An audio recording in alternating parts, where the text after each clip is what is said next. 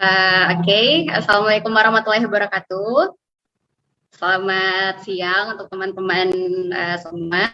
Yang saya hormati para pembicara, key opinion leader, penyelenggara, dan seluruh anak muda yang hadir di sini. Saya Rafika Alfamasbah, atau sehari-hari menulis dan blogging dengan nama pena Azra Azalea.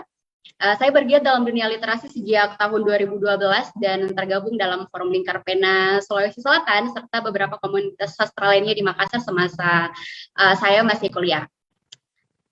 Ngomong-ngomong tentang penulis atau penyair deh,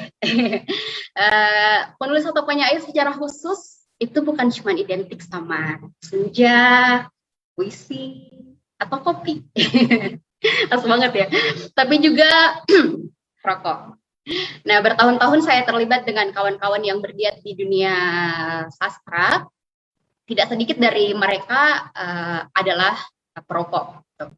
Sayang semasa sekolah gaulnya sama anak-anak yang sukanya belajar, anak-anak rohis. Kaget dong, kaget lah. Tiba-tiba pas kuliah temannya ya kebanyakan perokok. Tiap kali saya berada di forum-forum diskusi atau pas lagi nongkrong-nongkrong atau lagi ngumpul sama mereka, pulang-pulang aduh pakaian udah bau rokok. Nah, awal-awal yang justru paling bikin saya shock itu momen pas saya tuh ketemu teman-teman perempuan yang ternyata perokok. Saya sih udah tahu ya kalau di ibu kota atau kota-kota besar lainnya perokok perempuan itu ada. Tapi saya pikirnya waktu itu cuma di lingkungan orang-orang yang mungkin biasanya di klub atau para sosialita mungkin gitu, kayak gitu-gitu. Saya pikir saya nggak bakal ketemu mereka di lingkup atau lingkungan akademik gitu. Pikir saya yang waktu itu masih polos. Ternyata saya salah gitu. Nah, bahkan tanpa bermaksud menyenggolkannya dengan urusan agama, banyak dari teman-teman perempuan saya itu yang juga berhijab. Oke, well, stigma kita mungkin soal hijab tentu saja positif, yang diikuti harapannya dengan perilaku-perilaku juga yang baik. Sementara kita tahu kan rokok ada di sisi berseberangan, ada di sisi yang negatif. Jadi kontras kan ya. Jadi wajar kalau saya waktu itu agak sedikit kaget. Nah, dalam titik itu saya pun akhirnya jadi sadar bahwa sepertinya saya kali ya yang kelewat polos ya. Saya mungkin yang mainnya kurang jauh sehingga jadi kaget gitu pada saat saya menemui fenomena tersebut. Berangkat dari fenomena itu, karena saat saya itu akhirnya saya yang basicnya dalam mahasiswa kesehatan masyarakat sebenarnya, akhirnya jadi tertarik nih buat mengangkat penelitian saya di tugas akhir tentang masalah ini, tentang perokok sosial perempuan pada saat itu. Jadi perokok sosial ini itu orang yang merokok dalam situasi-situasi sosial. Ya, jadi dia tuh bukan perokok daily atau perokok berat. Jadi dia biasanya merokok dalam lingkungan-lingkungan pertemanan atau lagi ngumpul-ngumpul sama teman-teman nongkrongnya atau mungkin pada saat dia berada dalam komunitas yang mempengaruhi dia atau mengharuskan dia untuk merokok kayak gitu. Nah, di penelitian saya tersebut saya juga mewawancarai beberapa orang, beberapa perempuan yang selain alasannya karena ikut-ikutan, karena sekadar ikut-ikutan atau dipengaruhi, juga ada yang apa ya istilahnya, semacam ingin mendobrak stigma soal rokok dan perempuan, rokok dan jilbab dan seterusnya semacam itu. Dengan kemudian agak mengesampingkan tentang sisi kesehatannya, itu yang pada saat itu saya temukan. Nah, setelah lepas dari kampus pun saya akhirnya kerja di sebuah NGO, salah satu NGO di Makassar. Di sini pun ketemu lagi klub perokok di lingkungan kerja saya, gitu. Yang biasa merokok di kantor pada saat situasi kerja. Jadi sudah semacam keseharian saya ketemu dengan teman-teman yang perokok pada saat itu. Dan itu sangat meresahkan saya. Dan saya merasa karena saya itu sendirian, jadi powernya tuh nggak kuat untuk bisa terlalu mempengaruhi. Beda mungkin kalau kita berjuangnya seperti sekarang bareng-bareng dengan teman-teman yang lain. Nah, oke. Sekarang ini saya sudah berkeluarga. Salah satu kesyukuran saya itu karena suami saya bukan perokok. Alhamdulillahnya keluarga saya juga tidak ada yang perokok, keluarga terdekat saya. Teman-teman saya kadang cerita gitu yang punya suami perokok, aduh betapa susahnya mereka tuh buat deal-dealan masalah rokok ini, apalagi pas mereka tuh udah punya anak. Ya.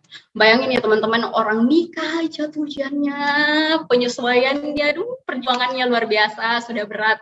Apalagi harus ditambah berjuang masalah rokok ini gitu di keluarga kita pada saat kita sudah menikah itu, aduh, susah. Lagian pada akhirnya cewek-cewek nih yang naksir nih sama cowok-cowok yang kelihatannya keren kayaknya nih ya, bad boy. Ujung-ujungnya bakal minta juga pasti si cowoknya buat berhenti.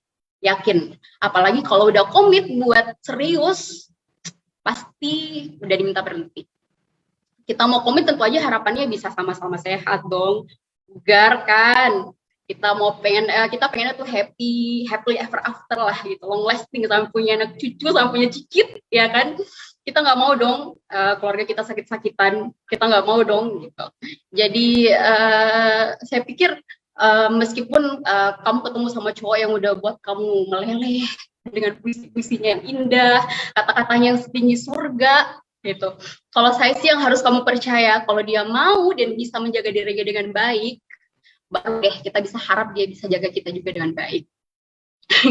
Saya saja yang pada masa remaja nggak suka makan sayur, hobinya makan junk food, itu udah kepikiran waktu itu. Waktu saya masih remaja udah kayak tua banget ya. Udah kepikiran pokoknya gimana ya nanti kalau saya nikah, terus kamu punya anak, kalau saya sehat nggak ya, saya subur nggak ya, gitu. Itu aja udah overthinking kayak gitu. Apalagi nih teman-teman yang merokok ini pasti galaunya udah lebih parah, saya pikir ya. Oke, saya tidak punya urusan soal pandangan filosofisnya orang lain tentang rokok. Saya berteman dengan perokok, saya kenal dengan orang-orang yang cerdas, yang pintar, yang baik, yang sholat 5 waktu dan mereka perokok. Tapi konsen saya di sini adalah lebih ke ranah kesehatannya. Our community health gitu. Satu orang yang merokok, sadar nggak sadar, itu pasti mempengaruhi sekitarnya gitu, kontribut buat ganggu kesehatan orang lain. Kalau kamu merokok ya itu hak kamu sebagai individu yang independen gitu, tapi kita tuh nggak bisa selfish ya, kita tuh hidup nggak sendiri, kita tuh punya keluarga, punya teman-teman, punya kerabat. In the end of the day, kalau kamu merokok, mereka tuh pasti kena dampak gitu. Kalau kamu sakit, yang ngurusin juga ujung-ujungnya mereka. Nggak sakit pun racun itu tinggal di pakaian kamu, barang kamu, rumah atau tempat kamu merokok gitu. Terus kamu bercengkrama dengan orang lain. Kalau kamu lagi bareng orang lain dan kamu merokok, mereka juga bisa jadi perokok pasif. Kasian gitu. Jadi saya pikir berhenti merokok itu nggak ada ruginya, teman-teman. Kamu bisa save badan kamu sesegera mungkin sebelum resiko-resiko kesehatan lain itu mulai terasa. Mungkin ya kalau kita masih muda belum kelihatan, tapi sering berjalan waktu itu merusak badan kita pelan-pelan gitu dari dalam.